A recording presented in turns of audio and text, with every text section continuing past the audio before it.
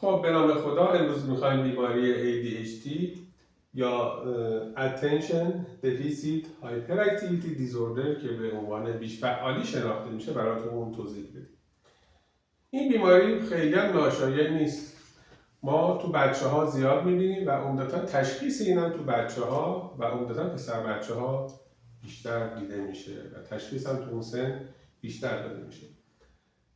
زمانی که رفتار از فرد بروز میکنه این بیماری تشخیص داده میشه. 2 تا 3 تا مسئله هستش که جزء علائم اولیه ایناست. 1. اینها بر اساس تکانشگری رفتار میکنن. یعنی رفتارشون ایمپالسیوه، ناگهانیه و به قول خودمون مثل یک تیری که از کمان رها میشه، رفتار ایمپالسیو از اینها بروز میکنه. و مشکل بعدی هم که اینها افراد مشکل در تمرکز دارن. پس عمدتا زیر 12 سال ما این افراد رو میتونیم شناسایی کنیم و تشخیص بدیم. اما با گذشت علائم و گذشت سن علائم بهبود پیدا میکنن. اینجا یه نکته رو من بهتون یادآوری کنم. این که میگن که با افزایش سن بیماری کنترل میشه و علائمش کمتر میشه، دلیلش این نیست که این بیماری خود به خود خوب میشه. دلیلش اینه که بعد از سنین 10-12 سالگی فرد اگر درمان بگیره و توانمند بشه، توانایی ها رو میآموزه و میتونه به این رفتار ایمپالسیوش و عدم تمرکزش تسلط و کنترل داشته باشه. در حقیقت بیماری خود به خود خوب نمیشه. این افراد نمیتونن خودشون رو کنترل بکنن و خودشون رو خوب کنن. اما بعد از 12 سال، بعد از 13 سال، 14 سال اینها آروم آروم آگاهی پیدا میکنن و میتونن به توانمندی دست پیدا کنن. ممکنه شما بگین که این افراد چرا بعد از 6 سالگی مشخص میشه وضعیتشون؟ چون فرد ممکنه توی خانواده‌ای باشه که خب این اختلال درش شایع باشه و رفتارش نرمال تلقی بشه. تکانشگری تو خیلی از خانواده‌ها نرمال تلقی میشه. میگن این همه افراد خانوادهشون خیلی سریع کاراشون رو میکنن. خیلی بدون فوت وقت کاراشون انجام میدن. تا 1 2 3 نگفته کاراشون انجام میدن. 3 سوت به نتیجه میرسن. این ممکنه علائم ADHD باشه. اما وقتی بچه میاد تو محیط بیرون، میاد تو محیط اجتماع که معمولا مدرسه اولین اجتماعی که فرد تجربه میکنه، اونجا آروم آروم رفتارش رو میبینه که خب براش میتونه مشکل ایجاد کنه و از اون سن به بعد ممکنه که اگر خانواده هم اینسایت نداشته باشن، مدرسه و معلمای پرورشی و افراد دیگه متوجه اختلال باشن.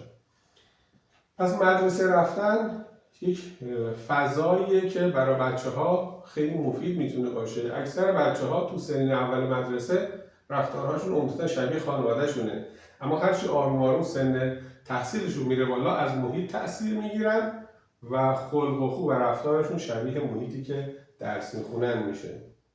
حالا هر اختلال کم توجهی و هر تکانشگری ADHD صرفا نیست. ممکنه توی مقاطع انسان دچار تکانشگری بشه، تو سن بلوغ مثلا دچار کم توجهی بشه و اینها معادل ADHD نیست. ممکنه اضطراب داشته باشن یا اختلال اضطرابی همراهش باشه. ممکنه اختلال خواب داشته باشن حتی افراد، اما اینا همراهن، کوموربیدن. علت اصلیش ناشناخته است. ADHD علت اصلیش ناشناخته است و ژنتیک بی تأثیر نیست. برای همین می‌بینیم که این اختلال در خانواده ها دیده میشه. تو افراد مختلف توی خانواده می‌بینیم ADHD شیوع داره، اما به عنوان ریسک فاکتور، یعنی عواملی که تأثیر گذارن اما قطعیت ندارن، یه سری عوامل ذکر شده. نارس بودن، نوزاد نارس بودن کمتر از 38 هفته اگه به دنیا بیاد یه نوزادی میتونه زمینه ساز ADHD باشه. لو برث ویت، وزن کم حین تولد. بچه‌هایی که با وزن کم به دنیا میان ممکنه که اینها به ADHD مبتلا بشن. و علت بعدی مصرف سیگار، الکل و رژیم‌های غذایی نامناسب. حالا من میگم ممکنه شرایط پر استرس و شرایطی که فرد در دوران بارداری تجربه کنه و جنینش تأثیر بگیره. البته امروزه تأثیر سیگار کشیدن در پدر هم میگن نقشی در فرزند داره، اما عمدتاً اون چیزی که کتاب ها نوشتن، مصرف سیگار و الکل در بارداری میتونه ADHD رو زمینه سازی کنه. من همینجا بهتون بگم این بیماری و این اختلال درست دیزوردر شناخته میشه، اما درمان کامل دارویی نداره. ترکیبی از درمانهای ساپلمنتال، درمانهای حمایتی، ترکیبی از درمانهای حمایتی، روانشناختی، مشاوره‌ای و در بعضی موارد درمان دارویی رو شامل میشه. علائم و سیمتوماش چیه؟ 2 تا شقه ما برای این افراد در نظر گرفتیم. از نظر رفتاری که گفتن که بی‌توجهی، مشکل تمرکز و تکانشگری، یعنی میتونه اینها جدا جدا باشه، میتونه با هم باشه. یعنی عدم تمرکز، فراموشکاری اینها میتونه باشه، میتونه نه تکانشگری باشه و میتونه هر دوتاش باشه. همینطور که اشاره شد تو پسر بچه ها پس بیشتر ADHD تشخیص داده میشه، چون تو دختر بچه ها بیشتر به صورت کم توجهی، فراموشکاری و کمتر رفتار مخرب تو دخترها میبینیم. خب اگه بروز کنه خب خیلی میبینیم دیگه، خیلی مشخص و به عنوان حتی یک تو فرهنگ جوامع سنتی به عنوان عیب و عار و ننگ و اینها در نظر میگیرن، این که خیلی مشخص میشه. علائم اصلی، این علائم اصلی رو دقت کنیم، خیلی جالبه. این افراد حواس پرتی پیدا میکنن، یعنی مشکل در تمرکز دارن، با کوچکترین محرک اینا حواسشون پرت میشه. پس اینا اتنشن دارن اما کانسنتریشنشون هی تخریب میشه، چون محرک‌های زیادی میتونه توجه اینا رو منعطف کنه به خودش. پس دامنه کوتاه توجه و حواس پرتی. ممکنه اینا تو تکالیف مدرسهشون دچار دقتی بشن. ببینید این افراد از نظر هوش به اصطلاح اون یادگیری مشکلی نداشته باشن، اما اون تمرکزه و کم توجهیه ممکنه تو تکالیف مدرسهشون اختلال ایجاد بشه. این افراد هیچ چیزاشون رو جا میذارن. دیدین بچه‌ها وقتی از مدرسه میاد، یک حالا مدارس امروزه اینطوری شده، یک باکسی وجود داره، محل اشیای گم شده. این بچه‌ها همیشه یکی دو تا چیز اونجا دارن، یعنی انگار اینو میپوشن برمی‌دارن دوباره یه چیز دیگه میذارن سر جاش و این وسایلشون رو ممکنه حتی گم کنن. یکی از مشکلاتی که این افراد دارن کارهایی که طولانیه، کارهایی که خسته کننده، از حوصله میخواد، وقت گیره، نمیدونن اینها، این افراد براشون خیلی مشکله، نمیتونن بشینن پای سخنرانی کسی. برای همینه تو کلاس اینا ممکنه دچار مشکل بشن، به عنوان بچه بی انضباط، دانش آموز بی دقت و همینها میتونه پسرفت براشون داشته باشه. ناتوانی در گوش دادن طولانی، اجرای دستورالعمل‌ها، نه اینکه نخوان انجام بدن، اجرای مداوم دستورالعمل‌ها براشون دچار مشکل میشه. برای همین این افراد مرتب فعالیتاشون رو تغییر میدن. حتی ممکنه در بزرگسالی این افرادی باشه که شغلاشون رو عوض کنن، نمیدونیم. و یکی از مشکلاتی هم که این افراد دارن تو سازماندهی وظایفشون دچار مشکل میشن. خب بعضی وظایف یک حضور، یک تمرکز و یک دقت طولانی مدتی میخواد دیگه. این افراد تو این شغل‌ها شاید خیلی مناسب نباشن و حالا اگر درمان بشن شاید بتونن افراد موفقی بشن. خب پس بیش فعالی و تکانشگری و کم توجهی 2 تا قسمت اصلی از این اختلال هستش. این افراد نمیتونن مدت طولانی توی محیط بشینن، به خصوص اگر اون محیط ساکت و آروم باشه. توان نشستن یه جایی که آروم و ساکت باشه ندارن.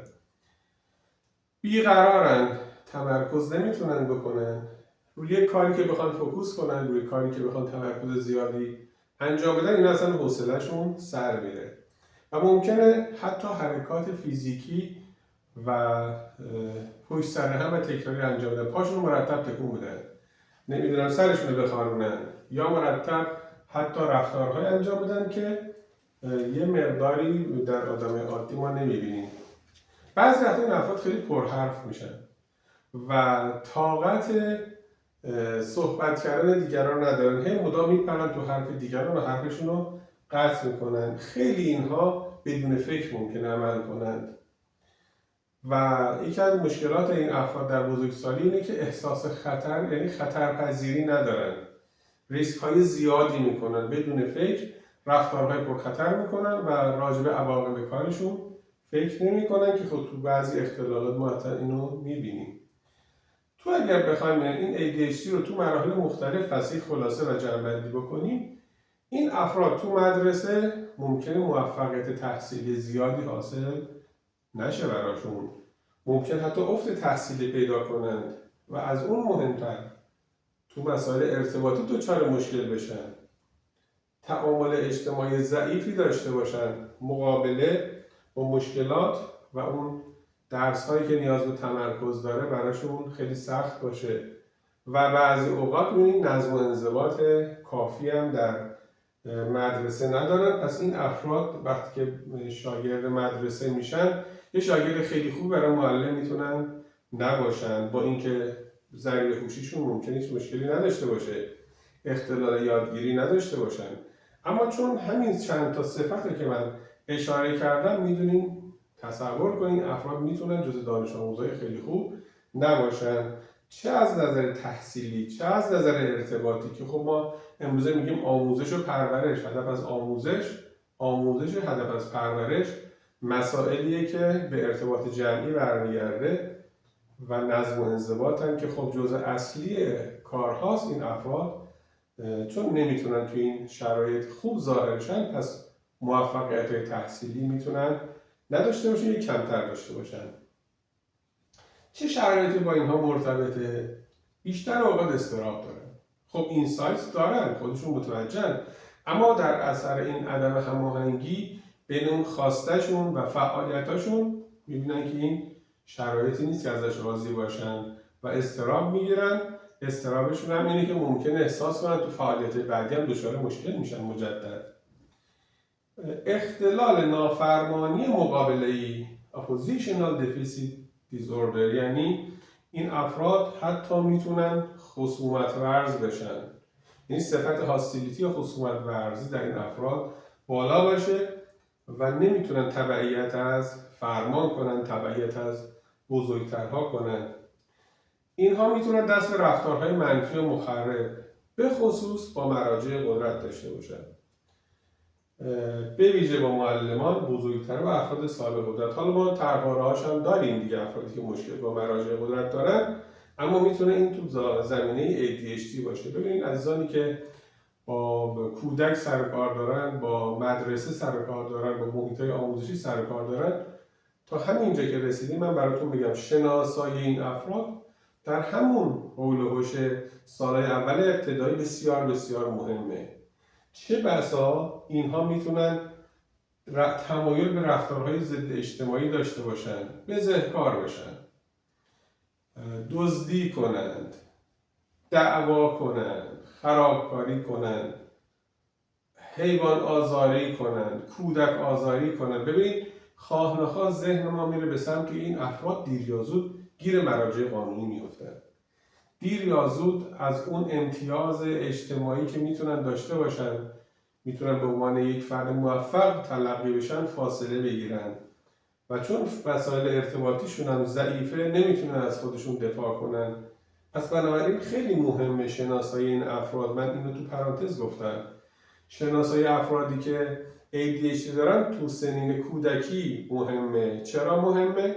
برای اینکه ما باید بتونیم با درمان‌های حمایتی و مهارت آموزی این افراد رو رشدشون بدیم.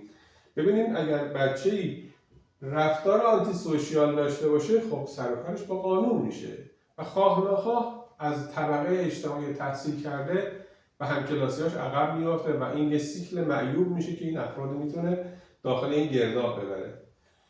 افسردگی، مشکل خواب، اختلال طیف اوتیستیک و مشکل یادگیری. مشکل یادگیریشون اینها بر اساس عدم تمرکز و بقیه اینهاست، نه اینکه ضریب هوشیشون مشکل داشته باشه.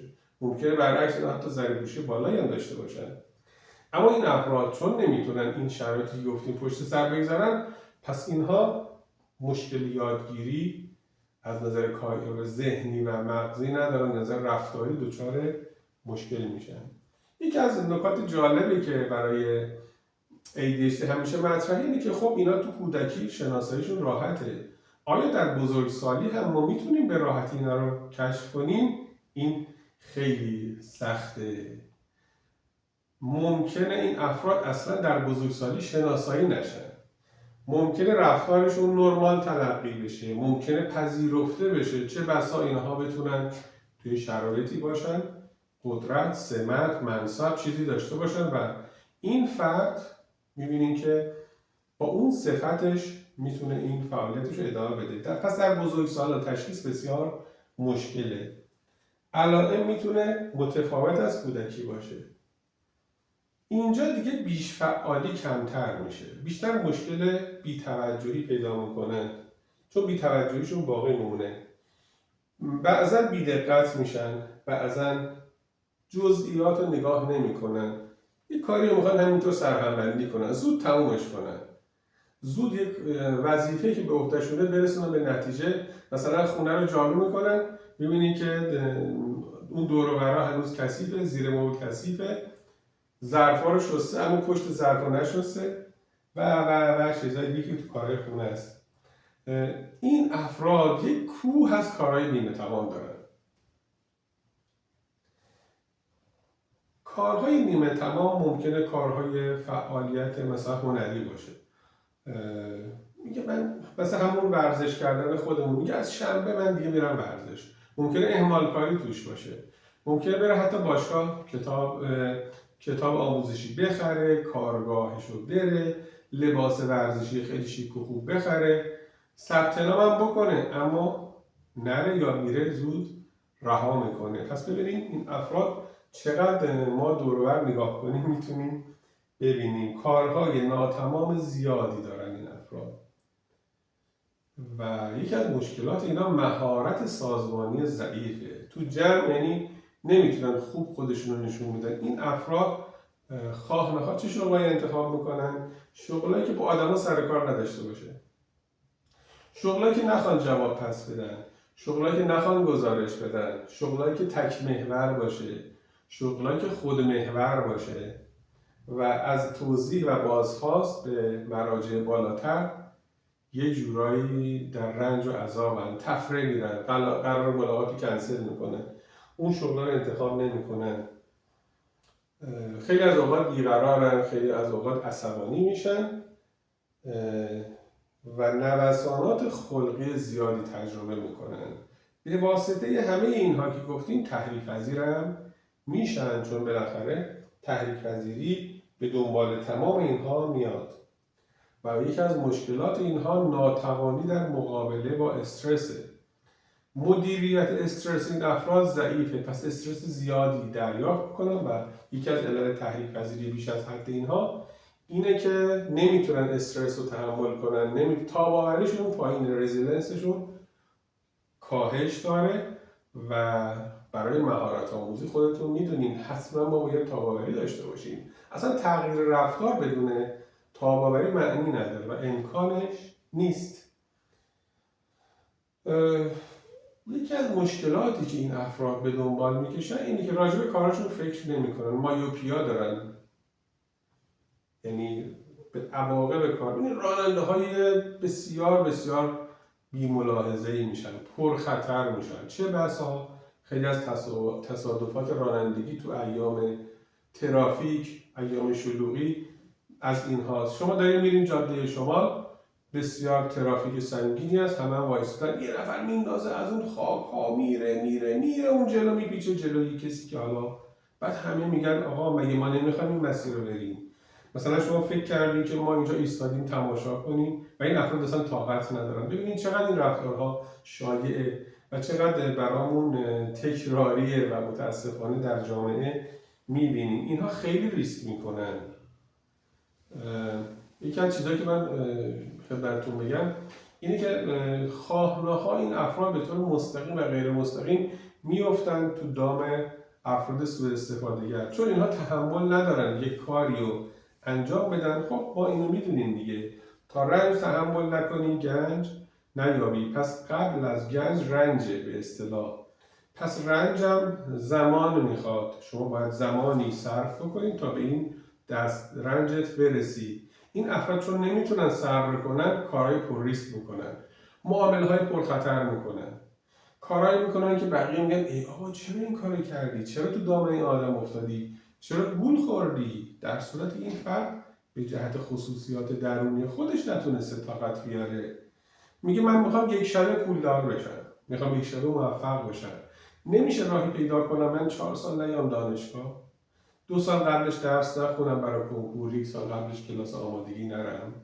نمیشه راهی پیدا کنم و این نمیشه ها ممکنه کارهای پرخطر اینها رو براشون آسون کنه و چون به عواقب کارشون فکر نمیکنن، علاوه بر این که موفق نمیشن، ممکنه سر کارشون با مراجع قانونی هم باشه.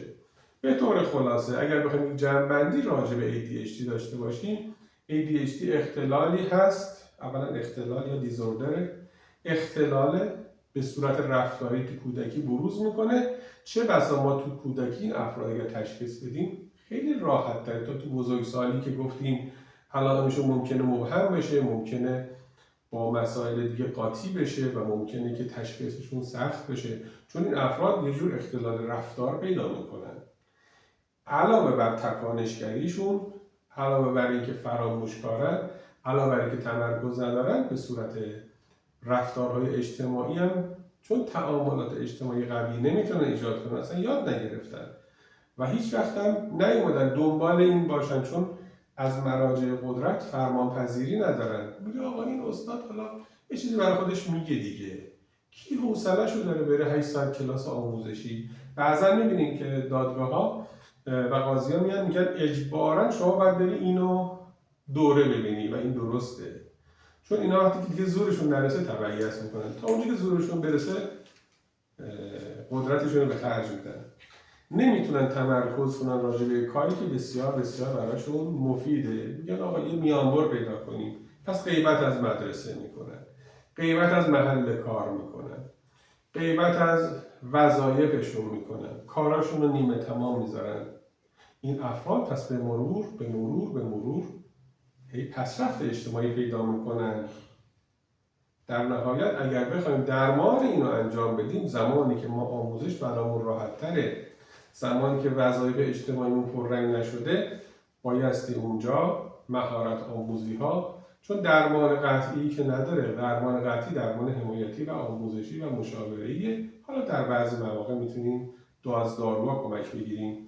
پس مهارت آموزی رو ما باید تو این افراد تو سنین پایین شروع کنیم تا منجر به اختلال بارز در بزرگسالی. چه بسا دیگه فرصت اینو نداشته باشن این افراد که در بزرگسالی برن مهارت آموزی کنن و دست به کارهای خطرناک بزنن و سر از جایی در بیارن که دیگه اونجا دیر شده و چه بسا جانشون هم خدا نکرده از دست بدن. من در همین جا میخوام این ویدیو رو به پایان برسونم. خیلی خلاصه و مختصر و مفید راجع به این اختلال نچندان ناشایع اشاراتی داشتم. امیدوارم که حالتون خوب باشه، امیدوارم که در صحت و سلامت باشین و آرزوی موفقیت برای شما عزیزان دارم. روزتون بخیر و خداحافظ.